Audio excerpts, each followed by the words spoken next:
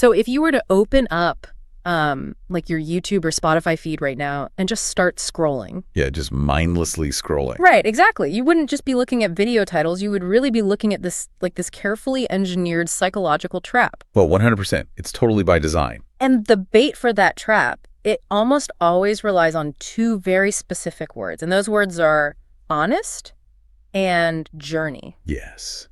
Think about, the content you've been recommended lately. Right, like my honest review. Or my fitness journey. An honest conversation. My weight loss journey. I mean, it has really become the foundational language of the modern internet. It has. You literally cannot navigate a digital platform today without tripping over those two concepts. They're just ubiquitous. Ubiquitous, yeah, but rarely actually analyzed. Like we see my honest journey in a thumbnail and our finger just automatically taps the screen. Right. We don't even think about it. We don't. We don't stop to ask what the underlying mechanism is that's compelling us to click. So today we were taking a deep dive into the hidden mechanics of those two specific words. And the source material we are using to decode this is honestly completely unexpected. Yeah, it's wild. We aren't looking at some marketing textbook or a Silicon Valley user acquisition study. No, we are actually looking at a script designed for English language learners. Which is so fascinating to me. Right. It features a teacher character named Jordan and a student named Lucy. And, on the surface, it is just this straightforward lesson meant to teach ESL students how to upgrade their vocabulary. But if you look at the actual linguistic tools that Jordan is giving Lucy, it accidentally reveals this brilliant psychological masterclass on how human beings build trust and connection, really. Yeah, because the stated mission of the lesson is to help Lucy transition from A1 level English, which is absolute beginner, to A2 level, which is that slightly more advanced conversational stage. Right. But our mission today in this deep dive is to explore the profound psychological shift that happens during that transition.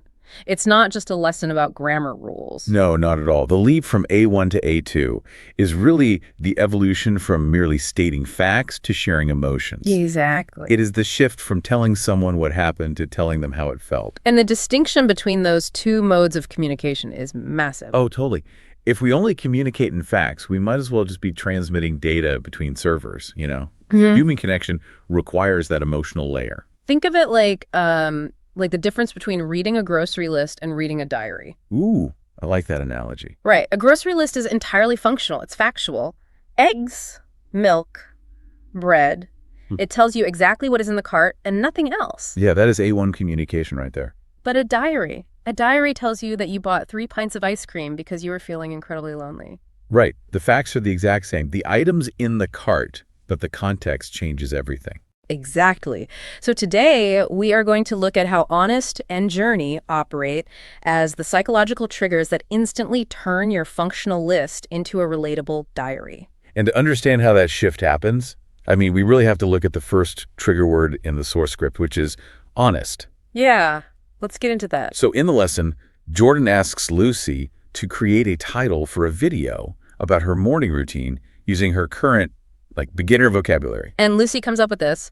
My morning routine, I eat breakfast, I go to work. Which grammatically is flawless. Subject, verb, object. Flawless, but also a trap.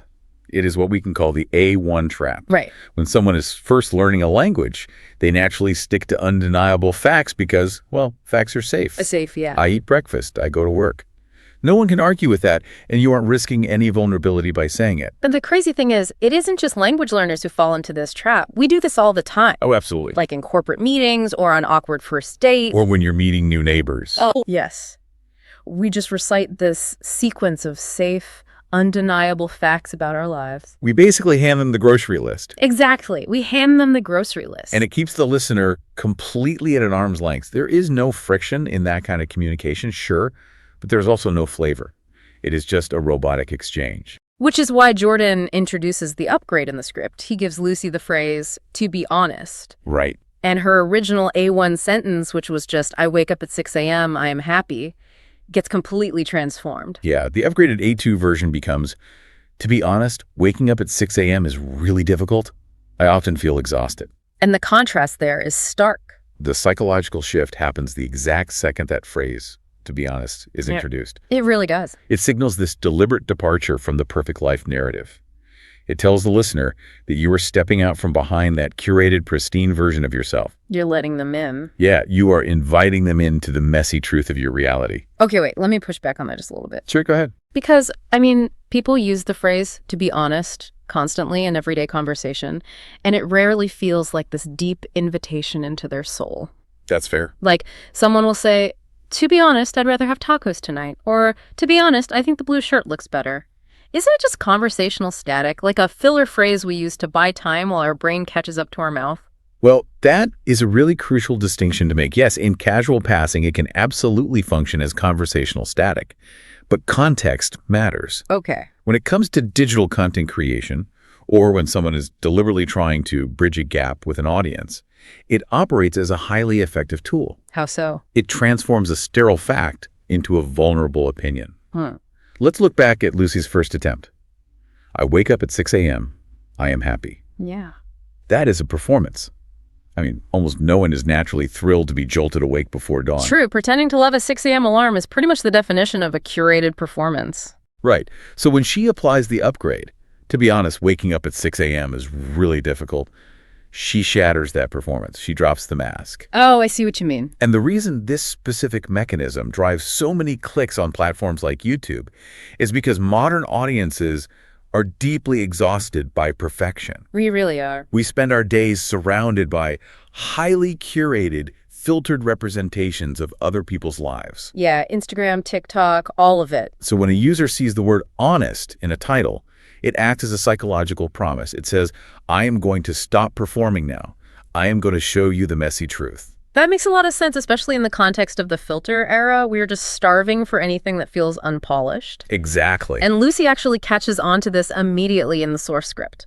Once she tries the phrase, she realizes it isn't just a vocabulary word. She literally says, "Oh, to be honest, makes me feel like I am talking to a friend." She recognizes the social key she just acquired. It is the gateway from merely exchanging data to actually building a relationship. But, and I think this is important, vulnerability alone isn't enough to hold an audience's attention. No, it's not. Because if you just capture someone's focus by taking off the mask and sharing your difficult feelings, but you don't actually go anywhere with it, it just becomes a complaint. Right. And chronic complaining doesn't build an audience. It alienates them. Yeah, it leads to compassion fatigue. Yeah. The listener will eventually just tune out because there is no forward momentum. Which naturally brings us to the second word in our deep dive, which is journey. Yes, the journey. You have established the intimate connection with honesty, and now you need a vehicle to take the listener somewhere. And the source script breaks down this concept beautifully by contrasting the A1 definition of the word with the A2 definition. Yeah, I loved this part. When Jordan brings up the word journey, Lucy naturally assumes it means a physical trip. She asks, I go to London. That is a journey. Because in basic English, that is the literal dictionary definition. It's moving your physical body from point A to point B. But Jordan explains that in A2 English, a journey isn't about geography at all. It represents a process. A process. Yeah, it is a timeline of learning, of struggling, and of changing. A journey requires a definite start, a messy middle, and a goal you are actively striving toward. And this is where the underlying mechanics of language get incredibly interesting to me. Oh, for sure. Because you cannot just slap the word journey onto a grocery list of facts and expect it to work. You have to actually change the fundamental grammar of how you are speaking. Yes. Let's look at Lucy's A1 attempt to describe her English studies. She says, I study English for 1 year. It is hard. I know many words now. See, the sentences are completely disjointed. They just exist as separate floating blocks of present tense data. Right. There is absolutely no connective tissue. But then Jordan provides the A2 journey upgrade, and the flow changes entirely. What did he say? He says, my English journey started a year ago. It was overwhelming at first, but I am making great progress now. And the difference there is entirely driven by the introduction of the simple past tense. Yes. It's like, okay, think of it like looking at a financial chart. Okay. If you just show me a single data point today, say a stock price of $50, that means absolutely nothing to me. Because you have nothing to compare it to. Exactly. I don't know if that's a triumph or disaster. I need the trend line. I need to see that it was at $10 last year to understand the momentum. Right. And that is what the past tense is doing here. Notice the specific words Jordan uses. Started, was. You cannot tell a story of progress if you only exist in the present tense. No, you can't. You have to acknowledge where you started and how hard it was to demonstrate the progress you are making now. The financial chart is a great way to visualize it. Present tense communication is just a scatter plot of isolated data points.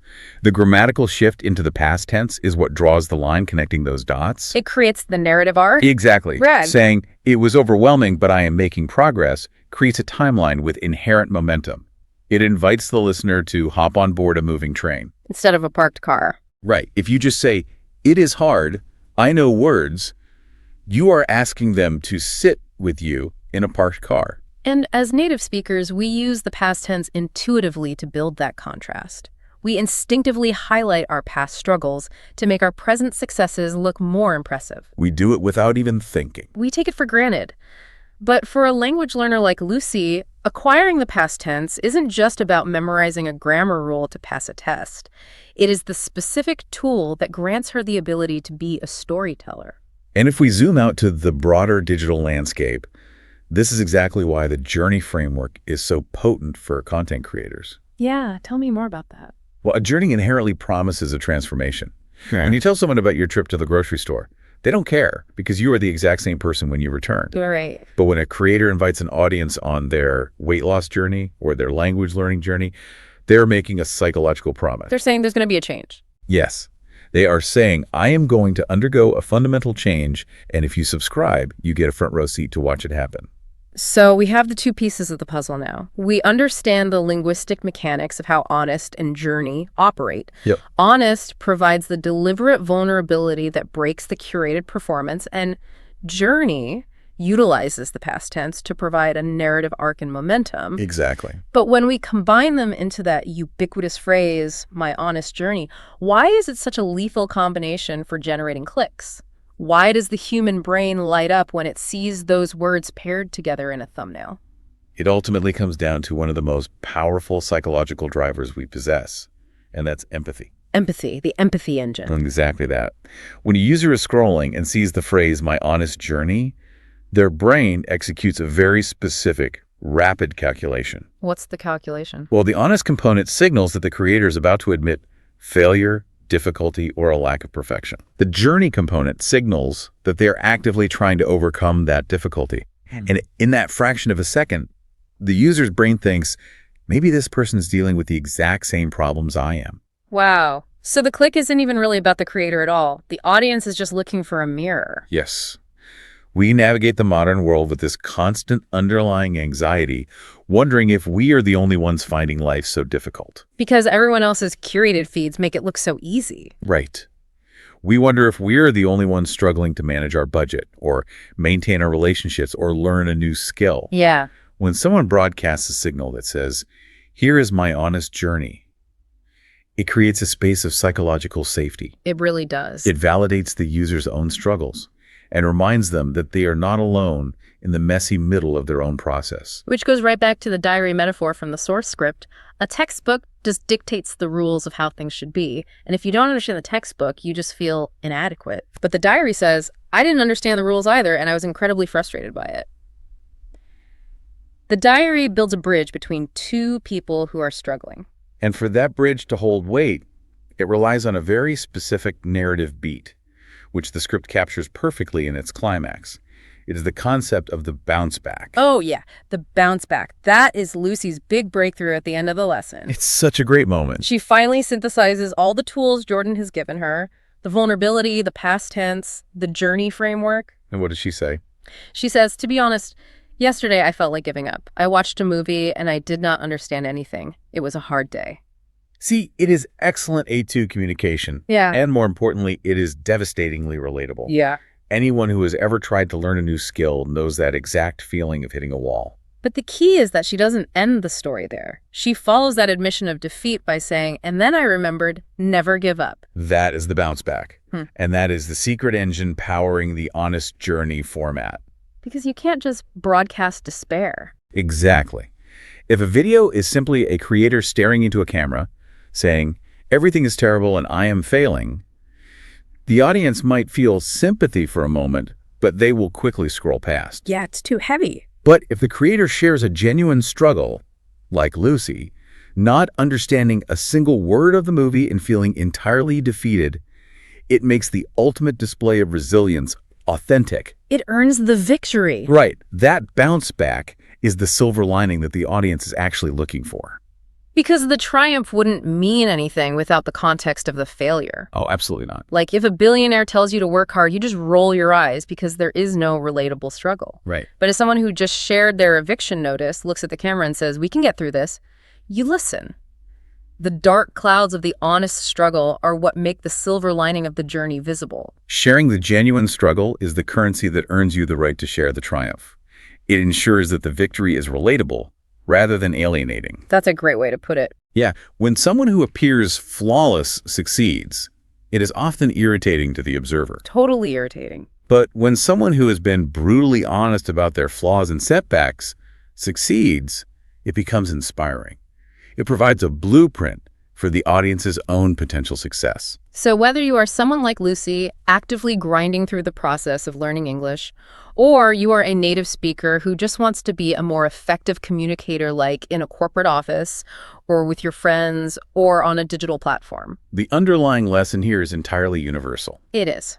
Honest makes you real. It forces you to take off the armor of the curated self. And Journey makes you a storyteller. It gives your daily experiences momentum and a narrative arc. You do not have to navigate the world as a robot, reciting a list of safe, undeniable facts about your life. You really don't have to remain trapped in A1 communication, handing everyone a grocery list. And to help you break out of that trap, we want to issue you, the listener, the exact same homework assignment that Jordan gives his students at the end of the source script. I love this idea. Sometime today, try to write out your own honest journey in just 1 or 2 sentences. It doesn't have to be profound.